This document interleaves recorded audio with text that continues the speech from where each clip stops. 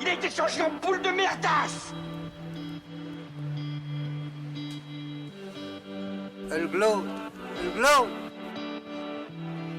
Il faut qu'on pète. Alors moi, il m'épate. Et on lui pèlera le son comme au bailli du Limousin. On a rendu un beau matin. On a pendu avec ce tripe. Flattez-moi. Eh ben la denrée, on est en France. Allez, cul sec. Bonjour, bienvenue sur Histoire d'en dire plus. Aujourd'hui, on va parler encore de la planète des singes, sauf qu'on va parler de la version 2001 par Tim Burton. Allez, c'est parti mon kiki.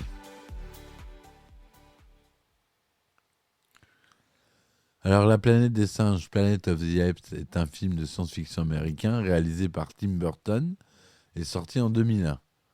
Le scénario est de William Brohl Jr., Lawrence Coher et Mark Rosenthal. Après plusieurs années sans production cinématographique, ce film relance la franchise Planète des singes et devient la seconde adaptation du roman La planète des singes de Pierre Boulle, dont on a vu le précédent podcast. L'histoire suit le capitaine Leo Davidson, un astronaute qui s'écrase sur une planète inconnue.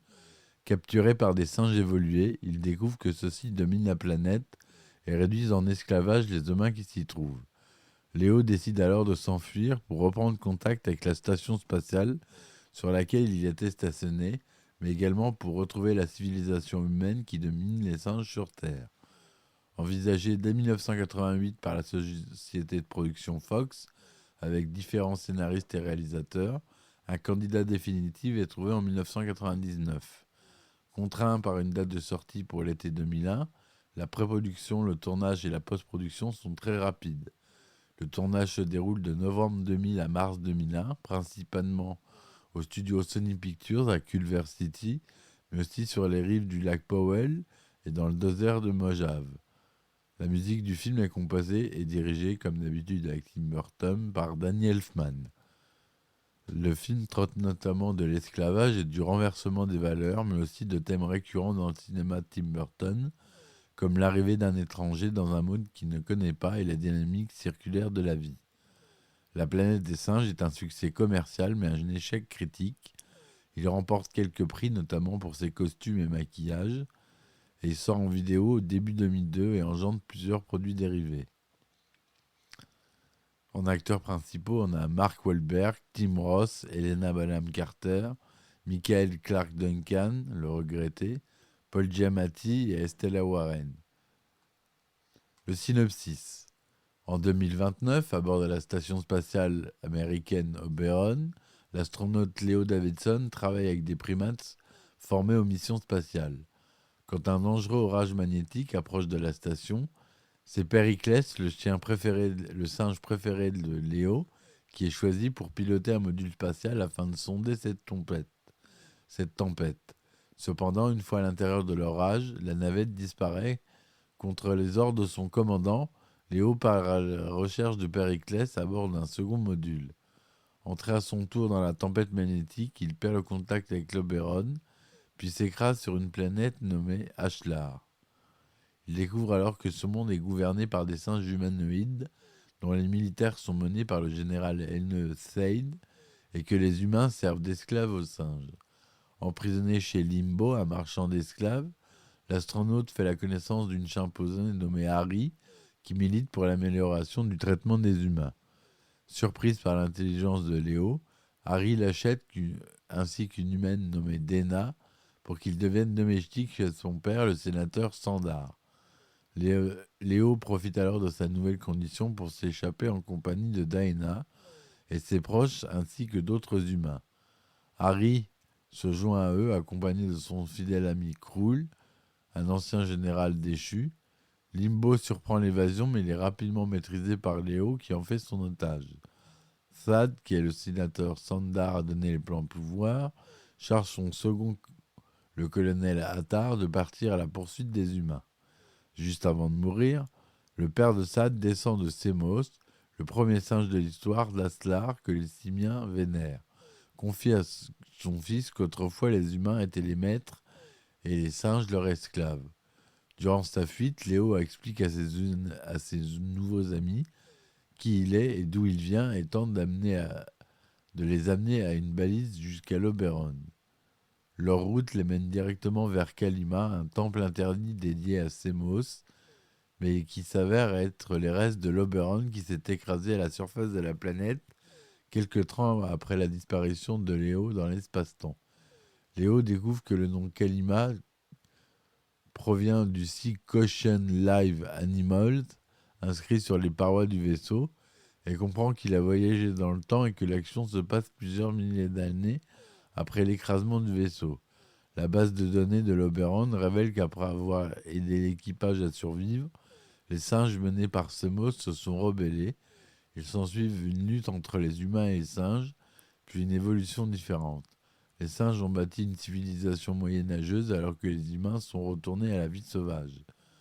L'armée de Seid finit par attraper les fuyards, tandis qu'un grand nombre d'humains s'est regroupé autour du vaisseau de Léo, qu'une rumeur fait passer pour leur sauveur. Au moment où les singes chargent, Léo utilise les dernières réserves d'énergie de l'Oberon pour déclencher une explosion qui ébranle l'armée ennemie. Les singes se ressaisissent et la bataille tourne à la mêlée générale qui fait de nombreux morts, dont Krull, tué en combat singulier par le colonel Attar. Soudain, la capsule du Périclès surgit du ciel et atterrit après avoir lui aussi voyagé dans le temps. Les singes interprètent son arrivée comme le retour de Semos, s'inclinent et les hostilités cessent. Périclès quitte sa capsule pour se réfugier dans l'épave de l'Oberon. Il est suivi par Léo et Seid qui s'affrontent à nouveau jusqu'à ce que l'astronaute parvienne à enfermer le général dans le poste de pilotage. Arrive également le colonel Attal qui finit par comprendre que les deux espèces vivaient jadis en paix. Sad est alors abandonné seul, la mort dans l'âme à bord du vaisseau. La guerre entre les humains et les singes est terminée et Léo décide de retourner sur Terre grâce à la navette de Périclès. Il confie que ce dernier à Harry et l'embrasse ainsi qu'à Daena. Léo revient alors dans l'orage magnétique, ce qui lui permet de retourner dans le passé et de revenir sur Terre. Il atterrit à Washington, près du mémorial de Lincoln, mais il s'aperçoit qu'il s'agit d'un monument dédié au général Seid. De nombreuses silhouettes de policiers, pompiers, journalistes et civils arrivent alors que Léo découvre avec effroi qu'elles appartiennent toutes à des singes. Donc on voit bien que c'est un remake du premier film de 1968 avec Charlton Heston et Linda Harrison. L'histoire est très proche puisque c'est une reprise du roman de Pierre Boulle. Sauf que c'est réalisé par notre cher ami Tim Burton, qu'on a Danny Elfman à la musique, Chris Lebenson au montage. On a un budget de 100 millions de dollars, ça n'a plus rien à voir. C'est tourné en couleur en 35 mm au format 2/39e son Dolby Digital. Il dure 119 minutes. Aux États-Unis, il est sorti le 27 juillet 2001. En France, le 22 août 2001. Pour la distribution, on a Mark Wahlberg qui joue le capitaine Leo Davidson, Tim Roth qui joue Seid, le général, Helena Bonham Carter qui joue Harry, Michael Clark Duncan qui joue Attar, Paul Giamatti qui joue Limpo, et c'est à peu près tout ce qu'on a de connu. On a Charlton Heston qui fait une apparition, qui joue Zaius, le père de Sead.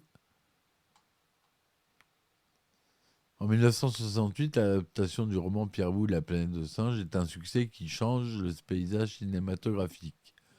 L'histoire de ces trois astronautes qui s'écrasent sur une planète où l'homme est redevenu une bête primitive, dominée intellectuellement par les singes qui parlent, passionne les enfants pour ses éléments fantastiques et les adultes pour sa métaphore sur la situation géopolitique de l'époque. Richard Zanuck, directeur de production à la 20th Century Fox, lance immédiatement une suite, Le secret de la planète des singes, qui sort en 1970.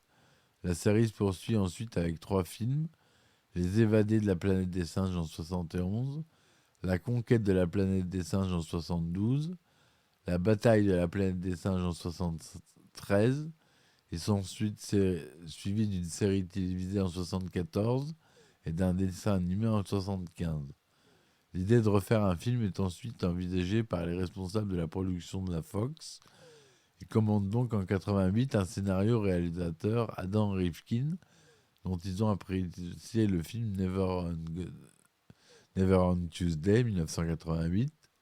Rifkin rédige alors un scénario qui serait la suite directe du premier film, mais qui ne prendrait pas en compte les thèmes de la saga.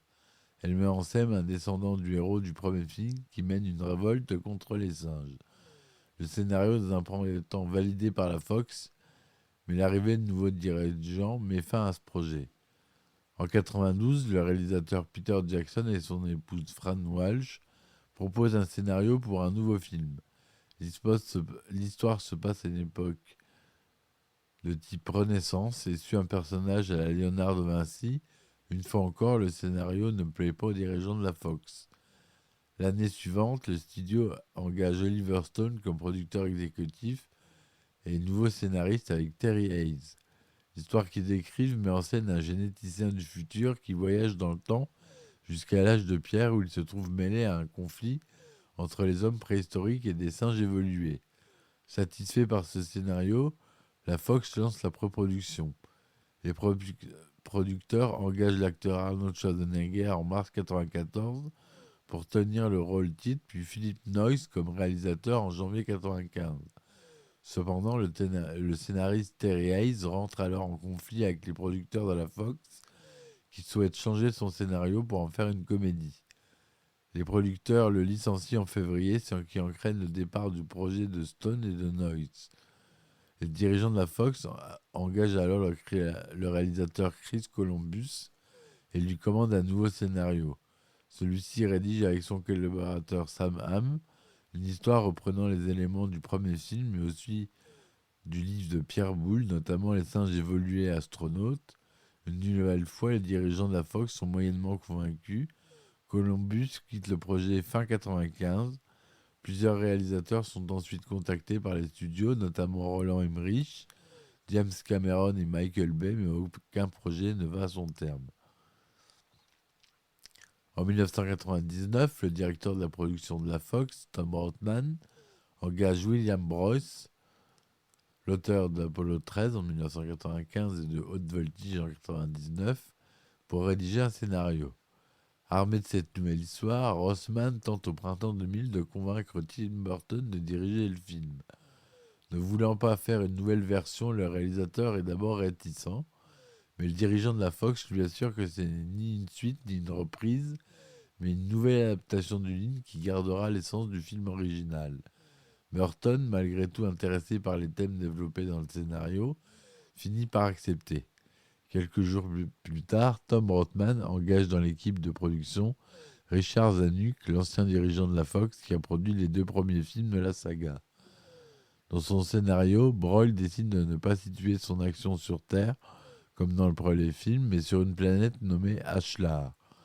Broyle, Burton, Zanuck et le producteur exécutif Ralph Winter retravaillent alors le scénario jusqu'en juillet 2000, mais ils n'arrivent pas à le finaliser.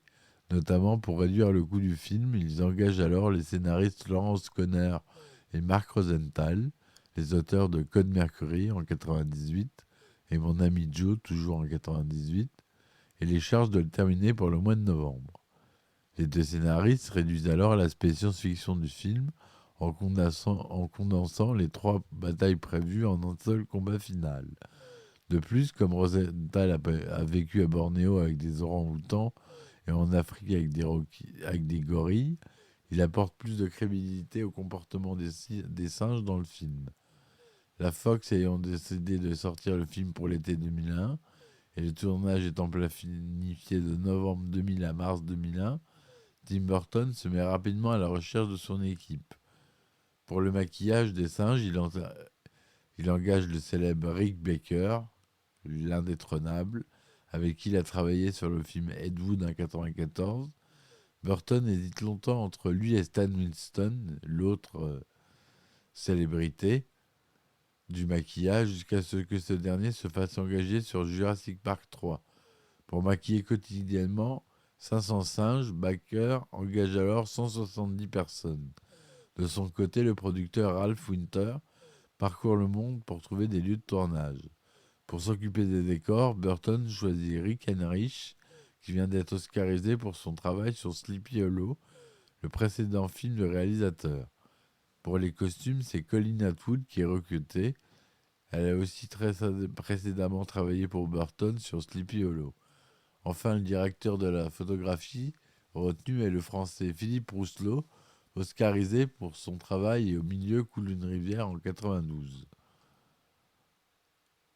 Tim Burton demande à la réalisation d'un storyboard à l'artiste Michael Jackson pour pouvoir s'aider visuellement, mais ne le suit pas au pied de la lettre afin de donner la liberté à ses interprètes et à ses collaborateurs.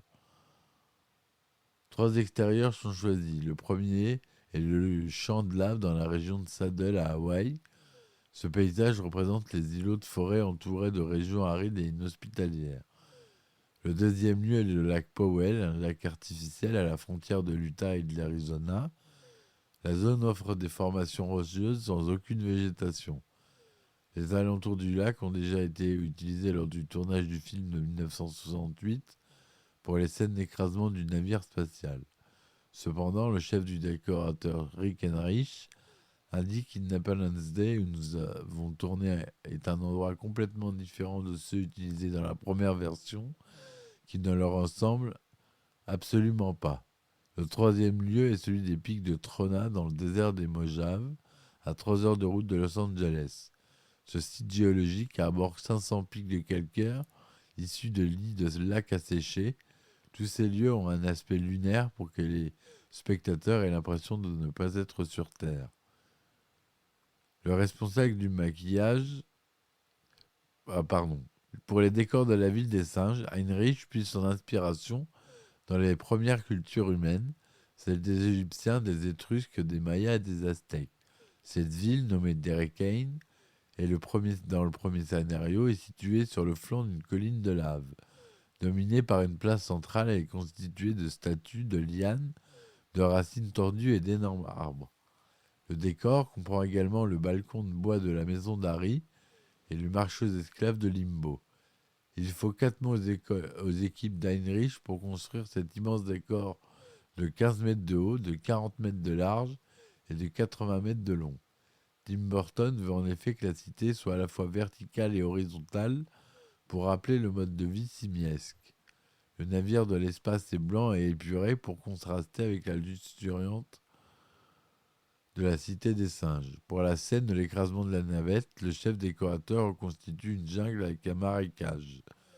Le tournage dans une vraie jungle aurait été problématique, notamment pour réaliser les différentes cascades réalisées par les singes. En effet, les cascadeurs interprétant les singes sont attachés à des câbles, ce qui impose à la production de construire le décor autour des câbles. Le décor final de Kalima est lui construit sur le site des pieds de Trona en acier et mousse ancrée dans du béton. Ce seul décor coûte plus d'1 million de dollars. Le responsable du maquillage, Rick Baker, est un passionné de singes qui a notamment créé le maquillage de singes.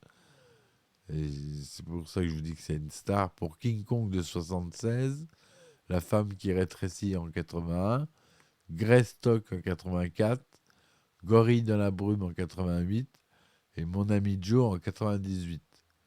Rick Baker crée de nombreux masques, contrairement au film de 1968, où il n'y avait qu'une structure de masque pour chaque espèce de singe, chimpanzé, gorille et orang-outan. Il n'a que 4 mois pour concevoir et produire des centaines de maquillages de singes. En raison de ce délai très court, Baker réalise 3 types de masques. Le numéro 1 est destiné aux interprètes principaux avec 4 heures de maquillage et pose de prothèses sculptées.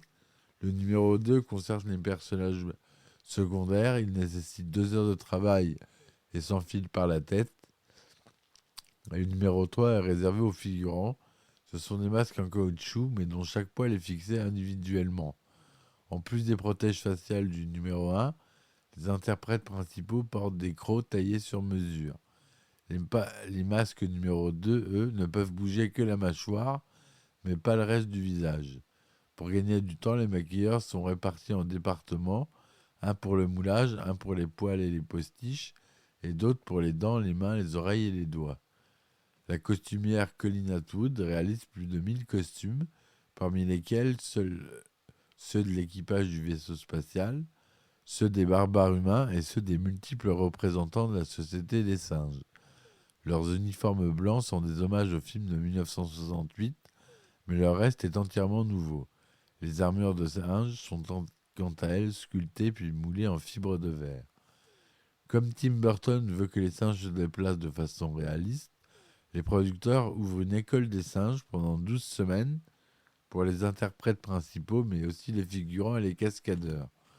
Le comportement simiesque est supervisé par John Alexander, un spécialiste des singes, ayant travaillé avec Baker sur Greystock, Gorille dans la brume et Mon ami Joe. Alexander est également chargé de l'entraînement des vrais chimpanzés. Mark Wahlberg, qui interprète le personnage qui passe le plus de temps avec eux, s'est familiarisé avec les chimpanzés durant les répétitions. Il a d'ailleurs eu quelques difficultés car, explique-t-il, une fois que j'ai serré Helena Bonham Carter dans mes bras, ils m'ont attaqué comme ça d'un coup. Ils sont très protecteurs. 2 d'entre eux m'ont sauté dessus et ont commencé à me cogner. Le tournage débute le 6 avril 2000 sur les rives du lac Powell, avec notamment les scènes du raid sur le campement des singes et la fuite à cheval à travers la rivière. Cette dernière scène a demandé des aménagements car l'eau était trop basse et sa température trop froide. La production apporte donc 1 million de litres d'eau pour remonter le niveau de la rivière et utilise un énorme système au propane pour faire augmenter la température. Les interprètes interprétant des singes sont alors encadrés par le chef des cascades, Charlie Crockwell, qui a travaillé avec Burton sur Batman le défi, et par Terry Notary, un ancien gymnaste et membre du Cirque du Soleil. Les 2 hommes ont étudié la gestuelle des gorilles et des chimpanzés pour la restituer au mieux auprès des interprètes. Crockwell indique d'ailleurs que nous avons des bras plus courts et des jambes plus longues. Ils n'ont absolument pas notre démarche. Ils nous ont alors appris aux cascadeurs et aux comédiens à se rendre plus compacts, à bondir mieux que des gens normaux et à marcher avec des jambes arquées. Les interprètes qui jouent des singes ne mangent pas avec ceux qui jouent en les humains, uniquement parce que manger est un truc déprimant quand on porte ses maquillages, précise Tim Ross. Il faut s'habituer au fait que votre bouche n'est plus au même endroit. Si vous videz votre vraie bouche, vous vous en mettez plein le latex. Comme les lèvres sont étirées, la nourriture se coince là-dedans et c'est pas joli. Du coup, les repas étaient le moment le plus déprimant de la journée. Pour les interprètes principaux jouant les singes, tels que Helena Bonham Carter, la journée de travail commence à 2h30 du matin par la séquence de maquillage et se finit tard dans la nuit. Richard Zanuck précise: elle arrivait à s'endormir parfois, mais je ne crois pas que son sommeil était bon. C'était vraiment dur, mais elle était fabuleuse. D'autres interprètes comme Deep Roy, Isaac Singleton et Kevin Grevioux interprètent chacun plusieurs personnages secondaires. Grevioux est l'acteur qui a vécu le plus de séances de maquillage. Après une semaine de tournage, l'équipe s'installe ensuite au studio de Los Angeles Center pour les scènes de forêt et scènes de la station spatiale Oberon. Le tournage part après cela pour 4 semaines au studio de Sony Pictures à Los Angeles en Californie, où le plateau numéro 30 accueille notamment la Cité des Singes. Là, Burton utilise beaucoup de maquettes dans les décors plutôt que des fonds bleus, car il préfère leur dimension humaine qui génère selon lui plus de magie malgré leurs imperfections.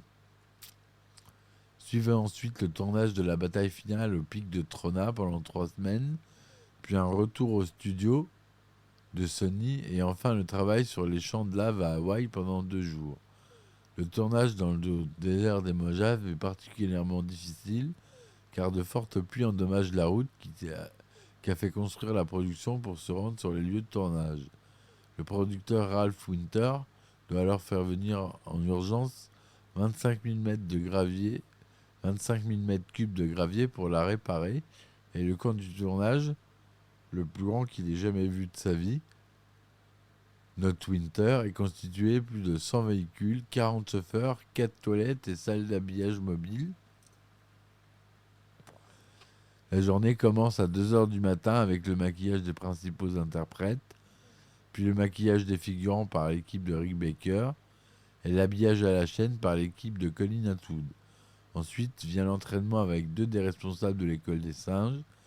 Le tournage se déroule alors jusqu'au coucher du soleil, puis vient ensuite le déshabillage, le nettoyage et la réparation des costumes jusqu'à 9 ou 10 heures du soir. En parallèle du tournage principal de Tim Burton, le réalisateur de la seconde équipe, Andy Armstrong, s'occupe des séquences qui demandent du temps et exigent de longues préparations. Armstrong chorégraphie les scènes de bataille puis les soumet à Burton pour que le coordinateur des cascades, Charlie Crockwell, puisse les concrétiser. Pour simuler le saut des singes, Crockwell utilise énormément de câbles avec des systèmes de freinage. La production monte également une école de singes pour les figurants et les cascadeurs de la bataille finale. Terry Notary forme aussi une douzaine de cascadeurs pour la scène où les singes chargent les humains en courant à 4 pattes. Notary, qui est totalement la doublure de Tim Roth, réalise la cascade pour la scène où le général Theld s'accroche à un lustre pour retomber sur son cheval.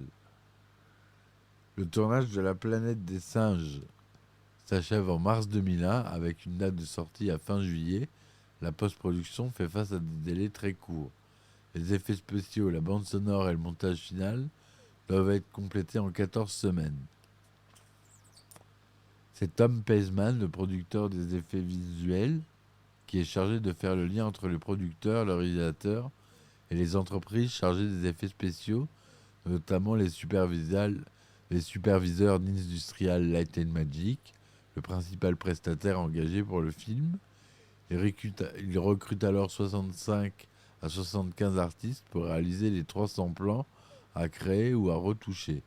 Les effets numériques ont été cruciaux pour réaliser certaines scènes dans l'espace, comme les vues à l'extérieur de l'Oberon, les capsules spatiales et l'orage magnétique. Des maquettes ont aussi utilisé pour certains plans généraux de la jungle ou de la cité des singes. Pour la bataille finale, ce sont les figurants qui sont dupliqués par ordinateur grâce à un procédé appelé carrelage. À partir de 150 vrais singes, les animateurs créent une armée de plusieurs milliers d'animaux numériques. Pour gagner du temps, les effets spéciaux sont réalisés à San Francisco, en parallèle du travail du montage effectué par Chris Lebezon et Tim Burton à New York. Ce travail nécessite de nombreuses conférences par satellite pour coordonner au mieux l'avancement du film et le finaliser dans les temps. Le film est mal accueilli par les critiques du cinéma. Sur le site Rotten Tomatoes, il obtient 44% pour 160 critiques. Il dispose d'une note légèrement plus haute à 50% basée sur 34 avis sur Metacritic. Et en France, il reçoit des critiques mitigées. Sur le site Allociné, on lui donne la note de 3,2 sur 5 sur 18 titres de presse. Tim Burton estime lui-même que son film n'est pas exempt de défauts. Il indique d'ailleurs à ce sujet: « Je crois que c'est le principal problème du film, qui tient au fait que je ne pouvais pas tourner le scénario qu'il voulait.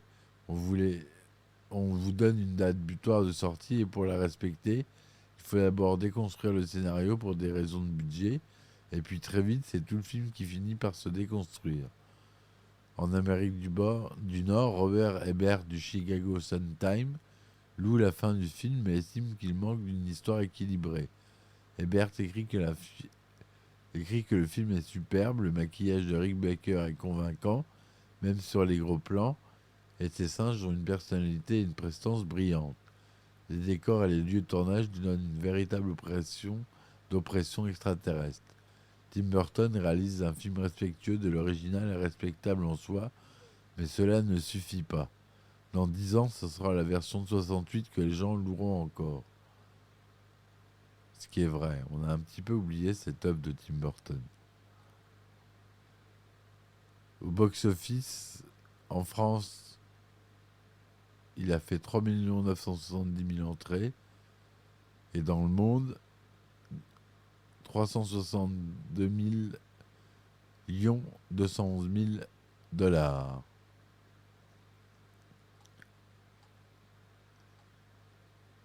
La planète des singes sort en DVD en février 2002. Il comprend aussi plusieurs bonus comme les coulisses du film, un documentaire en multi-angle, des scènes en version allongée, le commentaire audio du réalisateur et du compositeur et une galerie de photos.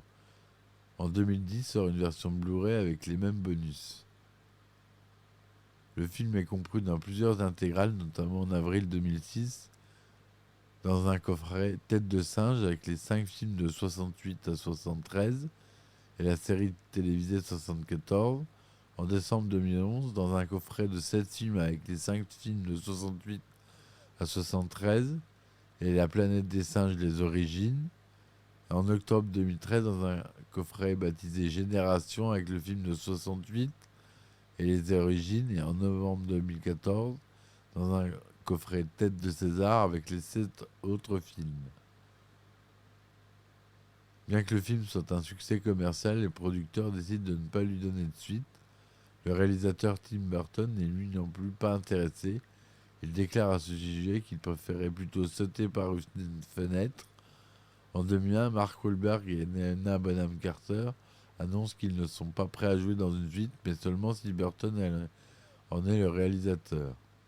Paul Giamatti est également favorable, il imagine une éventuelle suite où les singes conduisent des voitures, fument des cigares, portent des lunettes ou font des réunions. La planète des singes est le dernier film où Burton travaille avec sa muse et compagne Lisa Marie. En effet, c'est pendant le tournage du film qu'il rencontre sa future et nouvelle égérie, Helena Bonham Carter. Finalement, en 2008, Tom Rothman, l'un des dirigeants de la Fox, annonce le retour de la saga sous la forme d'un redémarrage. Elle prend cette fois la forme d'une trilogie, avec La planète des singes, les origines en 2011, La planète des singes, l'affrontement en 2014, et La planète des singes, suprématie en 2017. Voilà, ce film de Tim Burton qui est un peu méconnu, qui est assez bon, moi je trouve. Voilà, donc si vous avez aimé ma critique, n'hésitez pas à laisser des commentaires et des likes et à partager. Je vous remercie de m'avoir écouté jusque-là. Je vous dis à très vite pour une nouvelle chronique. Et à bientôt. Ciao. Il a été changé en boule de merdasse. Elle glow. Elle glow. Il faut qu'on pète. Alors moi, il m'épate. Et on lui pèlera le son comme au bailli du Limousin. On a pendu un beau matin, on a pendu avec ce tripe. Flattez-moi. Eh ben la denrée, on est en France. Allez, cul sec.